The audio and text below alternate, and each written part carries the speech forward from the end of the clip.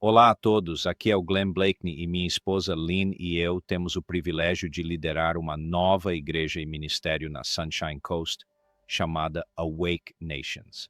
Estamos no ministério há décadas, principalmente na América do Norte, mas também em Melbourne e Perth, e agora servindo aqui na Sunshine Coast.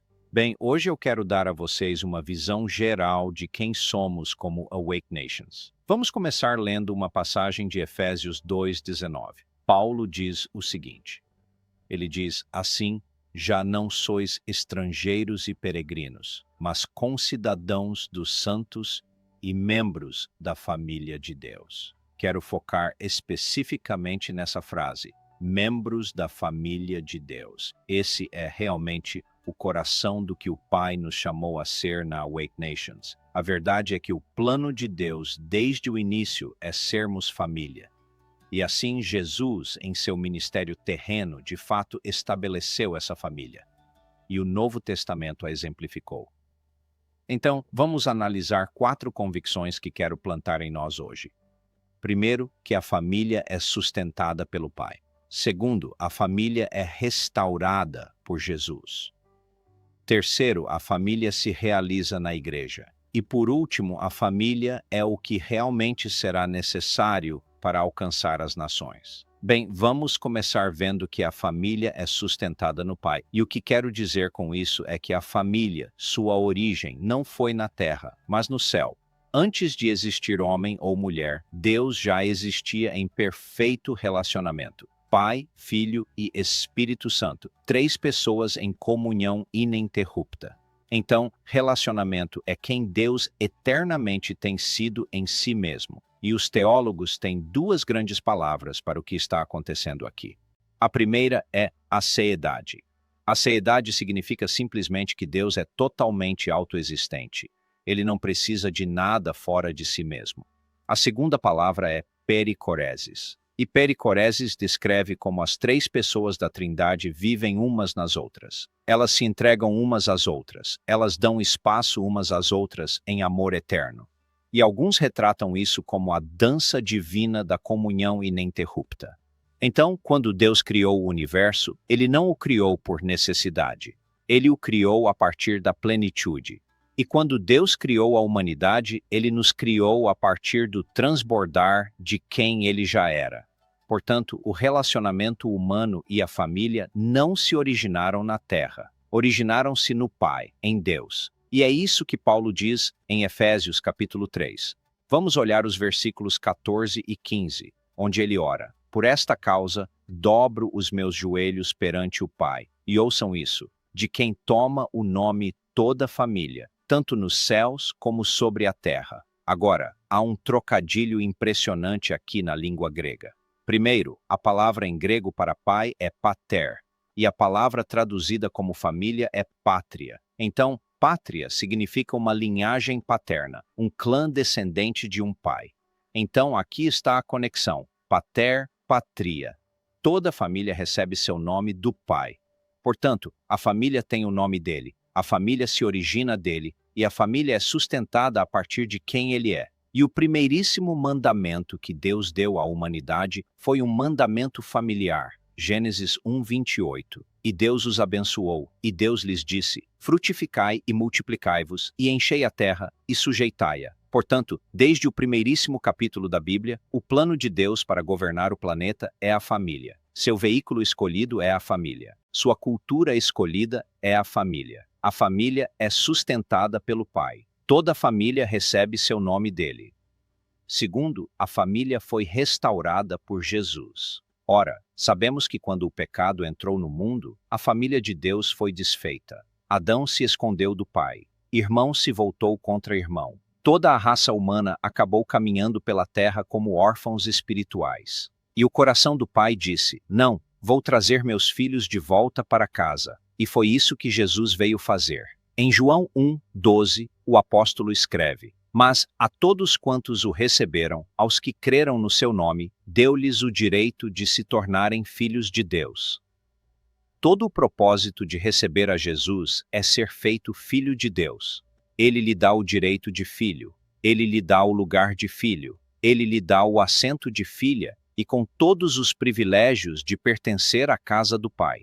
E eu amo Marcos, capítulo 10, porque aqui Jesus está falando com aqueles que haviam deixado tudo para segui-lo, e houve um alto custo envolvido. Alguns deles haviam perdido relacionamentos, bem como propriedades e assim por diante. E Jesus lhes diz nos versículos 29 e 30, em verdade vos digo que ninguém há que tenha deixado casa ou irmãos, ou irmãs, ou mãe, ou pai, ou filhos, ou campos, por amor de mim e do Evangelho, que não receba 100 vezes tanto, já neste tempo. E ele menciona casas, mas depois diz, e irmãos, e irmãs, e mães, e filhos, e campos com perseguições. Então ele está dizendo, vim para restaurar a família. E não importa o que tenha acontecido com a nossa família biológica natural, Jesus diz que a família de Deus é mais importante. A família de Deus tem prioridade sobre a nossa família terrena também. Lembram-se daquela vez em que alguém se aproximou de Jesus e disse, Ei Jesus, sua mãe está aqui, seus irmãos estão aqui. E ele disse, quem é minha família? Aqueles que fazem a vontade de meu Pai que está nos céus. Então, foi isso que Jesus veio construir, uma família com ele mesmo no centro, o Pai no céu, e irmãos e irmãs ao redor da mesa agora. Terceiro, a família se realiza na igreja. A família que o Pai provê e Jesus restaura, ele torna real na igreja. Assim, a família deixa de ser apenas uma verdade teológica para se tornar uma realidade vivida e tangível na maneira como tratamos uns aos outros nesta casa. Vejam o que aconteceu no dia de Pentecostes, quando o Espírito Santo desceu. Houve 3.000 pessoas que se converteram em um único dia. E a primeiríssima coisa que o Espírito produziu foi uma família. Lemos em Atos 2, 42, e perseveravam na doutrina dos apóstolos, e na comunhão, na koinonia, no partir do pão e nas orações. Portanto, o Espírito não produziu um espetáculo, ele não produziu um evento. O Espírito reuniu uma família a partir daquela multidão que era dedicada uns aos outros. Eles compartilhavam as refeições. Eles compartilhavam a vida de casa em casa, e isso é a família realizada. E quando Paulo instrui Timóteo mais tarde sobre como se relacionar com as pessoas na igreja, a imagem que ele usa é a linguagem da família. Em 1 Timóteo 5, 1-2, ele diz o seguinte, não repreendas asperamente os anciãos, mas admoesta-os como a pais, aos jovens como a irmãos, às mulheres idosas como a mães, às moças como a irmãs, com toda a pureza. Viram isso? Homens mais velhos são pais, homens mais jovens são irmãos, mulheres mais velhas são chamadas a ser mães, e mulheres mais jovens, irmãs. Esse é o sistema operacional da Igreja do Novo Testamento. É família, não uma franquia, e nós nos honramos, nós nos protegemos. Nós nos apoiamos nos momentos difíceis, e é nisso que cremos, e pelo que lutamos na Awake Nations, uma casa onde pais e mães espirituais realmente exercem a paternidade, onde filhos e filhas realmente recebem, onde irmãos e irmãs realmente caminham juntos. A família é realizada, não é apenas algo que pregamos, é algo que vivemos. E o próximo ponto, o ponto número 4, é este. A família, quando realizada, alcança as nações. Vejam, a família que o Pai sustenta, Jesus restaura e a Igreja realiza, não existe para si mesma. Ela existe para alcançar o mundo. E quando a Igreja funciona como uma família, a cura flui para fora, começa perto. A família cura o coração órfão. O Salmo 68 fala sobre isso. Diz no versículo 6 que Deus faz com que o solitário viva em família. Em outras palavras, aqueles que estão sós, ele os traz para uma família. As traduções mais antigas mostram isso claramente. Mas entendam isto, depois ele coloca o seu Espírito dentro de nós para nos ensinar a ser dele. E o versículo realmente diz em Gálatas 4:6, e, porque sois filhos, Deus enviou aos nossos corações o Espírito de seu Filho, que clama, Abba, Pai. E assim, quando você entra em uma família, que sabe que é uma família, o coração órfão começa a se desarmar. Você deixa de fingir, passa a pertencer, deixa de se esconder e se isolar, e começa a crescer. As famílias curam o que a religião nunca conseguiu. E então, Isso realmente se expande. As famílias curam a terra. As famílias curam cidades e nações. O Antigo Testamento termina com esta promessa. E depois há 400 anos de silêncio. Diz em Malaquias 4, 6. E ele converterá o coração dos pais aos filhos, e o coração dos filhos a seus pais, para que eu não venha e fira a terra com maldição. Então, qual é o ponto que ele está defendendo? Rei está dizendo que quando as gerações são separadas, a terra é amaldiçoada. Mas quando as gerações são reconciliadas e unidas, a maldição é quebrada. E o favor de Deus sobre uma região começa com a família de Deus naquela região.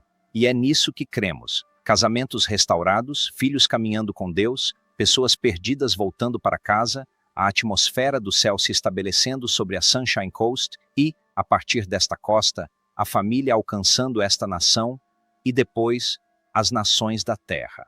Então, este é o chamado hoje. Jesus não morreu para que você pudesse assistir a um culto. Jesus morreu para que você pudesse voltar para casa, com o espírito de seu filho em seu coração agora mesmo clamando, Abba, Pai. E se você tem carregado um coração órfão, hoje é o dia de voltar para casa. O Pai não se envergonha de chamar você de seu. Crentes mais jovens, quero desafiar vocês. Encontrem pais e mães espirituais na casa. Abram suas vidas. Recebam a herança que Deus tem para vocês. Crentes maduros, perguntem ao Senhor, de quem estou sendo pai ou mãe? Em quem estou investindo? Quem estou formando? Percebem? A igreja é uma família, sustentada pelo Pai, restaurada por Jesus e realizada na igreja, alcançando as nações em nome de Jesus.